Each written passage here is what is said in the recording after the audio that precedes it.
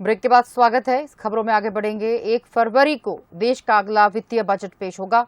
आपको बता दें, बजट आने से पहले क्या सोचते हैं देश के युवा, महिलाओं को क्या है बजट से उम्मीद, आइए जानते हैं। इंडिया अभी जो एक डेवलपिंग कंट्री है, इसमें एजुकेशन सेक्टर में मोस्टली इन्वेस्टमेंट होना चाहिए, जिसके लिए मैं केंद्र सरकार का जो बजट आने वाला है उससे ये जो भी मेरे एक्सपेक्टेशंस हैं वो ये है कि ज़्यादातर जो मनी है वो अलॉट किया जाए एजुकेशन सेक्टर और हेल्थ सेक्टर को।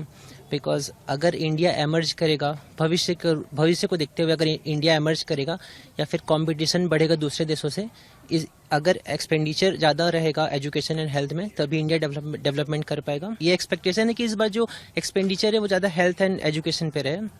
और टेक्नोलॉजी में सबसे बड़ी बात रिन्यूएबल एनर्जी, मैम, ये अभी का समय का मांग है कि रिन्यूएबल एनर्जी में ज़्यादा फोकस रहे। उसके अलावा जो लिथियम आयन बैटरी, मैम, अभी जैसे आपने देखा होगा कि न्यूज़ में लिथियम आयन बैटरी का जो भी स्टॉक है वो इंडिया में पाया गया है, स्पेशली राजस्थान में, उस पर ज़्यादा डेवलपमेंट किया जाना चाहिए। ये 2023 का बजट है और 2023 में ही यूएन ने इंटरनेशनल ईयर ऑफ मिलेट्स घोषित किया है।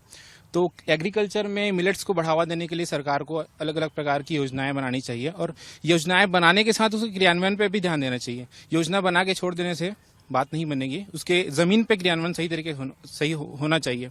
और छत्तीसगढ़ सरकार भी मिलेट के लिए अच्छा खासा प्रयास कर रहा है और केंद्र से अगर समन्वय करके क्रियान्वयन किया जाए तो बहुत अच्छे तरीके से हो सकता है।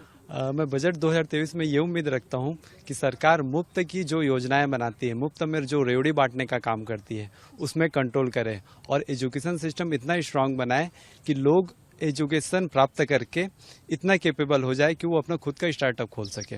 दूसरी बात मैं ये कहना चाहूँगा कि जैसे अपने को सरकार को सोलर एनर्जी हो गया, विंड एनर्जी हो गया, टाइडल एनर्जी हो गया, जैसे non conventional source of energy हो गया, उनको बढ़ावा देना चाहिए ताकि जो हमारा जो पेट्रोलियम का जो इम्पोर्ट है वो घटे। और सरकार को एक ये भी लिस्ट बनानी चाहिए, जो चीज़ों का ज़्यादा हम इम्पोर्ट करते हैं वो अपने भारत में ही उनका मैन्युफैक्चरिंग का एक पॉलिसी बनाना चाहिए। Thank you.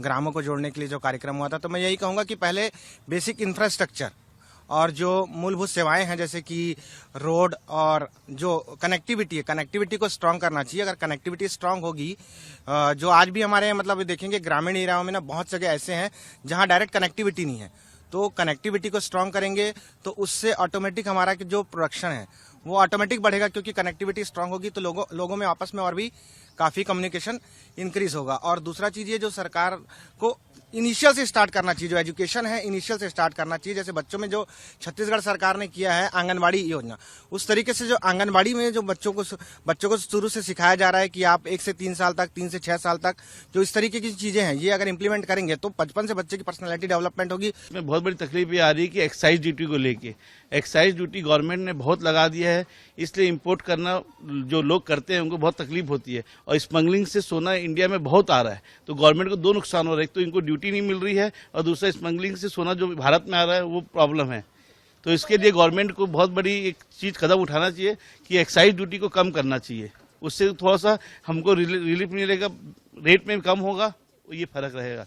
आज हम जब देखते हैं कि आज कोविड से पहले जो आज महंगाई थी बहुत ज़्यादा बढ़ गई है। अगर कुछ जो चीज़ें 100 रुपीज़ थी आज वो 150 रुपये हो गई हैं। एक गृहिणी के लिए सबसे ज़्यादा इम्पोर्टेंट होता है उनका किचन, और किचन में वो जो खाने का सब्जियां जो इतनी महंगी हो गई हैं, ये सामान सब महंगे हो गए हैं। तो जो एक एग्जांपल के लिए हम लेते हैं, जो 100 रुपया थाली थी वो आज 150 रुपया थाली हो गई है, जो महिलाओं के लिए बहुत ही प्रॉब्लम वाली बात हुई है। तो हम ये चाहेंगे, सरकार से ये हमारा निवेदन रहेगा कि जो बेसिक चीज़ें हैं जैसे सब्जियाँ हो गई और राशन हो गए उसे कम किया जाए। जो साड़ी 10,000 की थी जस्ट 20 की हो गई है।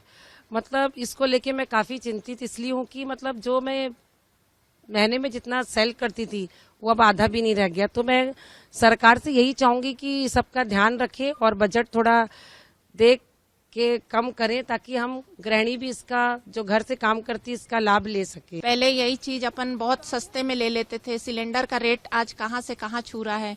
चलो जो सक्षम लोग हैं वो तो कर सकते हैं, जो बेचारे जो गरीब लोग हैं वो लोग कहाँ से पूर्ति करेंगे। इस वजह से थोड़ा सा सरकार को बिल्कुल ध्यान रखना चाहिए। मैं इतना ही कहना चाहती हूँ। आज बजट मंत्री भी एक लेडीज ही है, तो वो ज्यादा अच्छे से हमारी बात को समझ सकती हैं कि एक लेडीज को सारा बजट बना के उसको फॉलो करना कितना मुश्किल होता है, क्योंकि उसमें हमें सभी देखना पड़ता है। उसमें हमें राशन भी देखना पड़ता है, दवाइयों के भी खर्च देखने पड़ते हैं, बच्चों की फीस देखना पड़ता है, पेट्रोल देखना पड़ता है, और खुद के लिए भी जो सामान खरीदने वो भी देखना पड़ता है पर्सनल। तो इतनी चीजों को मैनेज करना, और सबके आज की तारीख में देखते हुए सबके दाम इतने बढ़ रहे हैं कि हम चाहते हैं कि कहीं कुछ चीजों में तो ठहराव आए, कि हमारे लिए कहीं तो लगे कि नहीं थोड़ा सा बजट सही चल रहा है। गैस हुआ, अनाज हुआ, राशन हुआ, है ना, इस चीज, और बच्चों का एजुकेशन हुआ, ये सब चीजों पे ध्यान दिया जाए तो बजट बहुत अच्छे से हो सकता है। जो सबसे ज्यादा तकलीफ होती है वो सैलरी क्लास को होती है। जो सैलरी क्लास में कोई छूट का कोई तरीका नहीं रहता बचने का। अभी जो वर्तमान में जो छूट है 2 लाख की हाउसिंग लोन की जो छूट है उसको कम से कम 3 लाख करना चाहिए, और जो 80C में जो LIC है, जो बाकी जो म्यूचुअल फंड्स जो आते हैं उसकी छूट 1.5 लाख है, उसके कम से कम उसको भी 3 लाख करना चाहिए। और जो एजुकेशन जो आप बता रहे हैं, एजुकेशन का 20 साल से कोई चेंजेस नहीं हुए हैं।